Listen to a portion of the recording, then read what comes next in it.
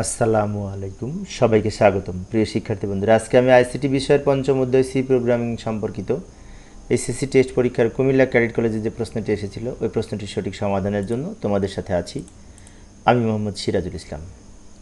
তো প্রথমে প্রশ্নটা দেখে নিই, প্রশ্নে কি বলা আছে। এই যে বাম দিকের এই এই এই এই সি প্রোগ্রামটা দেওয়া আছে, আর এর আলোকে গ আর ঘ নং প্রশ্নের আমরা উত্তর দিব। কখ তোমরা পারবে। গ নঙে বলেছে ফ্লোচার্ট অঙ্কন করে এই তথ্যের আলোকে। তথ্যটা আমরা পড়লে বুঝতে পারি যে এইখানে ডু হোয়াইল লুপ ব্যবহার করে দুটি সংখ্যার মধ্যে দুটি সংখ্যার গসাগু নির্ণয়ের সি প্রোগ্রাম দেওয়া আছে। তো এটাকে আমরা ফ্লোচার্টে যদি অঙ্কন করতে চাই তো এইভাবে অঙ্কন করতে পারি। উদ্দীপকের দুটি সংখ্যার গসাগু নির্ণয়ের ফ্লোচার্ট নিম্নরূপ। প্রথমে লিখব স্টার্ট, প্রোগ্রাম শুরু করার জন্য এই প্রতীক। এরপরে একটি সামান্তরিক প্রতীক নিব ইনপুট প্রতীক হিসেবে। এর মধ্যে লিখব দুটা ভেরিয়েবলের ইনপুট হিসেবে লিখব, একটি হচ্ছে এস আর একটা এল নিতে পারি, এবং এলটা অবশ্য এস এসে বড় হবে। এই যে লক্ষ্য করি ইনপুট এল এস, এল গ্রেটার দেন এস, মানে এল সংখ্যাটি এস এসে বড় হতে হবে, সেইভাবে আমরা ইনপুট নিব। এরপরে আমাদের এইখানে এই এলকে এস দ্বারা ভাগ করে ভাগশেষ শূন্য হয় কি না তা জানার জন্য আর এর মান নির্ণয় করব। এখানে আর দ্বারা আমরা ভাগশেষ, তো আর এর মান ভাগশেষ হিসেবে নির্ণয় করার পর আমরা দেখব আর এর মান শূন্য কি না। তার মানে কন্ডিশন যাচাই করব যে আর এর মান কি শূন্য। আর ডাবল ইকুয়াল টু হবে, ডাবল ইকুয়াল টু মানে এখানে রিলেশনাল অপারেটর হিসেবে ব্যবহার হবে। আর এর মান যদি শূন্য হয় তাহলে এখানে আমরা ইয়েস হলে নিচে প্রিন্ট করবে যে এস সংখ্যাটি হচ্ছে গসাগু। আর এর মান যদি শূন্য হয় তাহলে তো যেটা দিয়ে ভাগ করব সেটাই হচ্ছে গসাগু। আর যদি শূন্য না হয় তাহলে আবার আমরা আর এর মান দিয়ে এসকে ভাগ করব। তার জন্য এখানে আমাদের যদি কন্ডিশন আর এর মান যদি শূন্য না হয় মানে নো হয় তাহলে আবার আমরা এখানে কিছু চেঞ্জ করে নিব। কি চেঞ্জ করে নিব? এসকে এল ধরে, এস এর মানকে এল ধরে আর এর মানকে এস ধরে আবার এইখানে যে এলকে এস দ্বারা ভাগ করব। এখন পরে যে আমি এলকে এস দ্বারা ভাগ করব সেখানে কিন্তু এই এল হবে এস এর মানটি যেটি দেয়া থাকবে ছোটোটা, আর ভাগশেষ দিয়ে যেহেতু ভাগ করব তাই ভাগশেষটা আরটা আবার এস এর রূপান্তর হবে, অর্থাৎ ছোট সংখ্যাটি বড় হবে, ছোট সংখ্যাটা আমরা এল এর মধ্যে রাখবো আর ভাগশেষ সংখ্যাটি এস এর মধ্যে রাখবো। রাখার পরে আবার এলকে এস দ্বারা ভাগ করে ভাগশেষ নির্ণয় করব। নির্ণয় করে যদি ভাগশেষ শূন্য হয় তাহলে তাহলে ওই সংখ্যাটির আমরা ওই গসাগু পাবো। আর যদি ভাগশেষ শূন্য না হয়, যতক্ষণ ভাগশেষ শূন্য না হবে ততক্ষণ আমরা বারবার এই লুপ আকারে এটি চলতে থাকবে। যখন ভাগশেষ শূন্য হবে তখন প্রিন্ট গসাগু এবং প্রোগ্রাম শেষ করে দেবে এখানে এন দিয়ে। এই হচ্ছে একটি দুটি সংখ্যার মধ্যে গসাগু নির্ণয়ের ফ্লোচার্ট।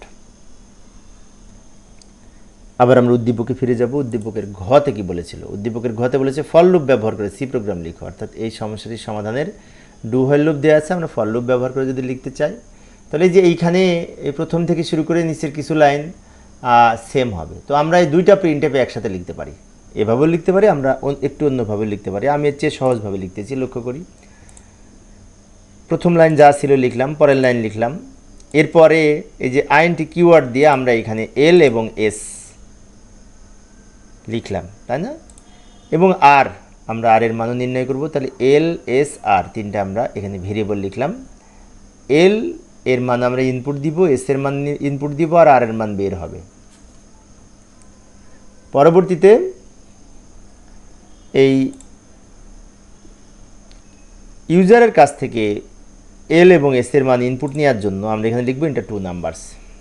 এই মেসেজটি আমরা থ্রো করব, অর্থাৎ প্রিন্টএফের মধ্যে আমি যেটা লিখবো সেটা আউটপুট আকারে দেখা যাবে। প্রোগ্রামটি রান করলে এই লাইনটা ইউজার দেখতে পাবে, দেখে বুঝতে পারবে দুইটা সংখ্যা ইনপুট দিতে বলছে।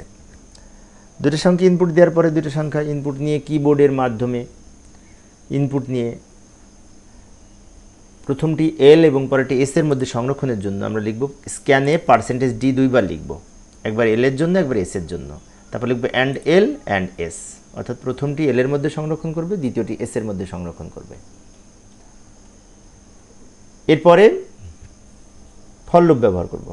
আগে তো ডু হোয়াইল লুপ ব্যবহার ছিল। তো ফর লুপের গঠনটা হচ্ছে ফর তিনটা অংশ, এই যে প্রথম অংশে কিছু নাই, শেষের অংশেও কিছু নাই, মাঝখানের অংশে কন্ডিশনটা লিখেছি। এলকে এস দ্বারা মোড করে নট ইকুয়াল টু 0, মানে কি ভাগশেষ যদি শূন্য না হয় তাহলেই এই বডির মধ্যে এই কাজগুলি সম্পন্ন করবে। কি করবে? এই যে লক্ষ্য করি ডান দিকে আমি দেখাচ্ছি, 40 যদি একটা সংখ্যা এল হয় আর 6 যদি এস হয়, তো 40কে 6 দ্বারা ভাগ করে 6 6 36, ভাগশেষ হবে 4, যেটি আর এর মান। তো এখানে কিন্তু ভাগশেষ শূন্য হয়নি, 4 হয়েছে। আবার 4 দিয়ে এই 6কে ভাগ করবে, ভাগ করে ভাগশেষ 2, আবার 2 দিয়ে এই 4কে ভাগ করবে, ভাগ করে ভাগশেষ 0। এখন এই 2 হচ্ছে গসাগু, এস হচ্ছে গসাগু, শেষের এস যেটা হবে। অর্থাৎ আমরা ভাগ করে ভাগশেষ নির্ণয় করব, কিন্তু প্রতিবার এসকে এলের জায়গায় লিখব আর আর এর মানকে এস ধরে আবার এই ভাগ করব, ভাগ করে আবার ভাগশেষ যেটা থাকবে সেটা তো আর এর মান। তো আর এর মানকে এসে রূপান্তর করে এই আগে যে এস ছিল সেটাকে আবার এলে রূপান্তর করে আবার এলকে এস দ্বারা ভাগ করব, বারবার পুনরায় পুনরায় করব যতক্ষণ শূন্য না হবে। তো এটা করার জন্য আমরা এই যে এইখানে আবার ভাগশেষ, এই কন্ডিশন যদি সত্য হয়, অর্থাৎ যদি ভাগশেষ শূন্য না হয়, নট ইকুয়াল টু 0 মানে কি ভাগশেষ শূন্য না হয়, তাহলে আবার ভাগশেষ নির্ণয় করব। এইখানে যখন ভাগশেষ নির্ণয় করব তখন এস এর মানকে এল ধরব আর আর এর মানকে এস ধরে আবার এই ভাগশেষ নির্ণয় করব। নির্ণয় করে ওইখানে যে আবার কন্ডিশন চেক করব, চেক করে যদি সত্য হয় আবার এই কাজটা করব। অর্থাৎ ফর লুপের কাজ হচ্ছে এই কন্ডিশন যদি সত্য হয়, মাঝখানে যেটা লিখেছি, তাহলে তো এইভাবে ভাগ করতে করতে ভাগশেষ যখন শূন্য হবে তখন সর্বশেষ যে এস এর মান যেটি থাকবে সেটাকে এই যে প্রিন্ট এফ, এই গসাগু সমান %d, এস এর মান লাস্টে যে এস এর মান যেটি হবে সেটাকে ফলাফল হিসেবে গসাগু হিসেবে ফলাফল প্রদর্শন করে প্রোগ্রাম রিটার্ন 0 লিখে প্রোগ্রাম শেষ করে দিবে। এই হচ্ছে আমাদের এই বাম দিকেটা হচ্ছে সি প্রোগ্রাম।